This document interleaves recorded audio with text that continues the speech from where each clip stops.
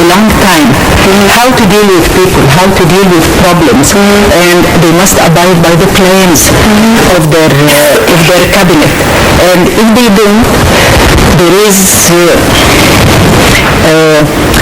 they must be put into account. And this is not easy there. We need to have the same policy to train officials. They don't come abruptly. They don't use an umbrella to come to a government or to a ministry. So of course I'm here not to speak about my own opinions or points of view, but I'd like here to deliver the message of the public, of the ordinary people.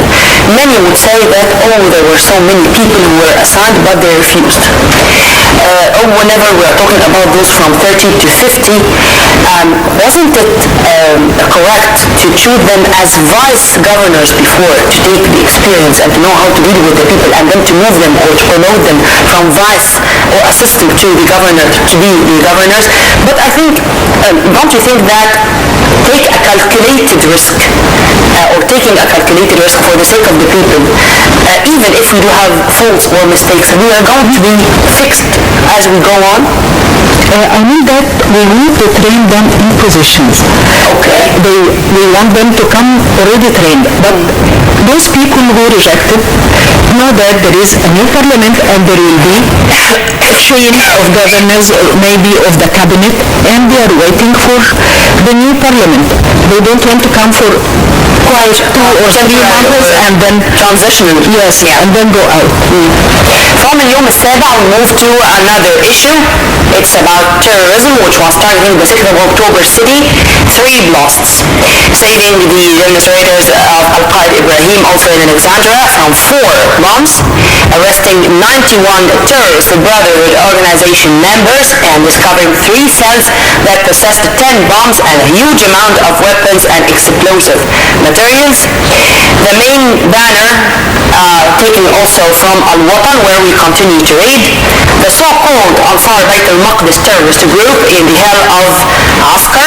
27 terrorists from the group killed after a camouflage operation, and arresting 19 who tried to escape to Gaza and South Sinai. Here, one of the operations of the military taking place in north of Sinai, and those operations against terrorists. And by the way, there are many operations which were not introduced to the people through the media, but here to announce that, is this carrying a special message to the Egyptians? In fact, there has been a very interesting report by Reuters. It was published yesterday in our newspapers. Ansar Bayt al-Maqdis confessed, a leader of Ansar Bayt al-Maqdis confessed that they cannot work now. More than 1,000 of them died, and more than 600 to 700 were arrested. And they have a problem with importing weapons from Gaza now after demolishing many tunnels. I hope all tunnels will be demolished. Yes, and it's not difficult to evacuate a big portion of Sinai to protect our national security, but our army is dealing hard blows to this organization and to terrorism. They are fighting a world existence for Egypt. They are sacrificing their lives, and we appreciate this very much. And this Muslim Brotherhood that ruled Egypt for 1 year has nothing to say that they respect this population. All the time they are inviting for violence. They are calling for violence. Religion, whether it is Islam, Christianity, and for the first time, and we hear America condemning their invitation and their call for violence. Didn't they see before what's happening? For their own sake, no. Still with Al-Watan, where we read another major banner from the front page of the newspaper. Authorized rallies in the capital and different governorates, rallies to support the army and police in face of terrorism. Protesters chant "The people wants the execution of the Brotherhood leaders," and Egyptian rally in Marseille against extremism. Expected, or would we see similar rallies in the coming few days before the parliamentary elections pushing the people to rethink how to ban or stop the expected infiltration from those elements into our parliament? In fact, if they infiltrate, those who will infiltrate are not known faces, are not known to be Muslim Brotherhood. They are very, very smart in hiding themselves. They are very cunning, and they are used to lying to people. They never say the truth. So there are many elements of Muslim Brotherhood people do not know. Maybe this is the role of the security force. Yeah. Back to Al-Ahram, as we should move quickly to some regional news. We are all Mu'adh or Kulna Mu'adh. Huge demonstrations in Jordan against the Daesh terrorist group. Thousands marched in Jordan's capital on Friday demanding retribution for the burning alive of the Jordanian fighter pilot by Daesh group. Jordan said dozens of its jet fighters struck Daesh on Thursday. Mu'adh al-Kasasbah and the thousands of Jordanians led by the Jordanian Queen Rania al-Abdullah said that, and she was as usual that delicate and in the same time that keen to go herself to give her condolences to the families of al-Kasasbah. After the detailed report, we are going to come back to say more about what's going on now in Jordan.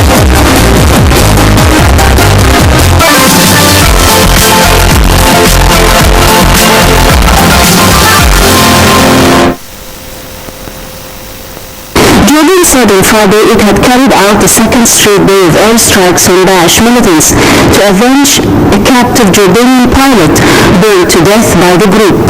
State television said in a bulletin that sorties of Air Force fighters executed several airstrikes against selected targets of the Daesh gang. Jordan earlier said it had sent tens of jet fighters to pan Daesh targets in Syria on Thursday, including ammunition depot and training camps.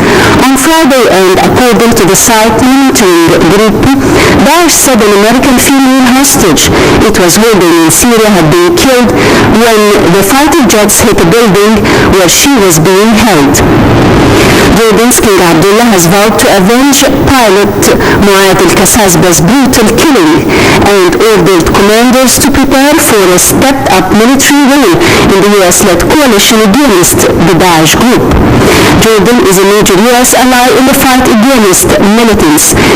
It said it is determined to keep the militants in Syria and Iraq from crossing its frontiers.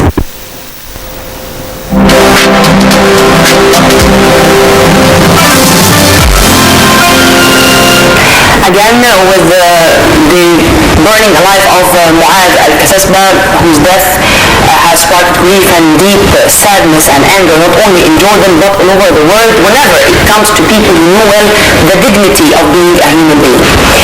Ma'am, after this, Jordan declared that they were going to launch, or they launched already airstrikes, and of course the execution of Sadia Rishawi and her teammates, I should say, and the royal decree by His Majesty King Abdullah to order the execution of about 180 of the terrorists during the coming week.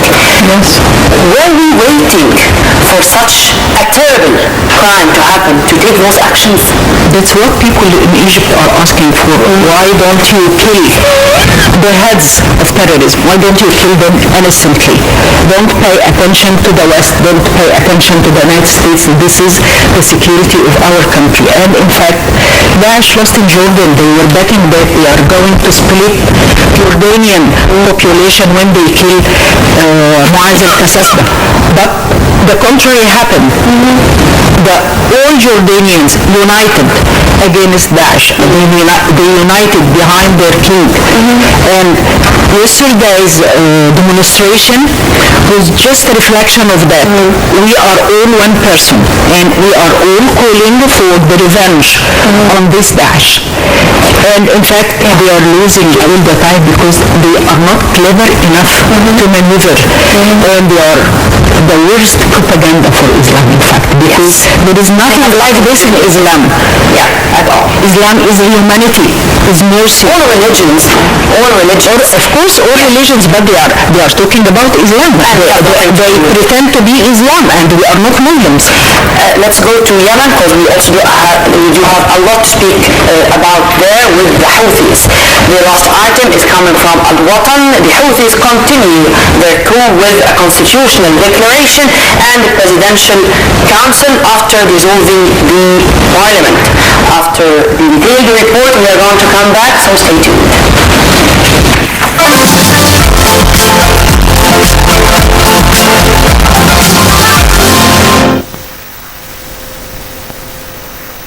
The UN Security Council raised the prospect of possible sanctions on Friday as Yemen's Shiite Houthi militia sought to tighten their grip on the country. UN Security Council President said the body's 15 members were ready to take further steps if negotiations to halt the unrest were not resumed immediately. A statement said that the Council called in the strongest terms for all parties, in particular the Houthis, to abide by the Gulf Cooperation Council initiative and the National Dialogue Conference, referring to an initiative brokered by the GCC aimed at solving Yemen's political crisis. The UN Security Council called for an immediate release of President Abdurrabbi Mansour Hadi and members of his government from house arrest. Houthi militia dissolved parliament and created a presidential council to fill a power vacuum, a move condemned both at home and abroad. The militia, which controls Sana'a, said it would set up a 551-member national council in the country, a key ally in the fight against Al-Qaeda. The heavily armed Houthis swept into Sana'a from their northern stronghold in September. Last month, they seized the presidential palace and key government buildings in what authorities called a coup attempt.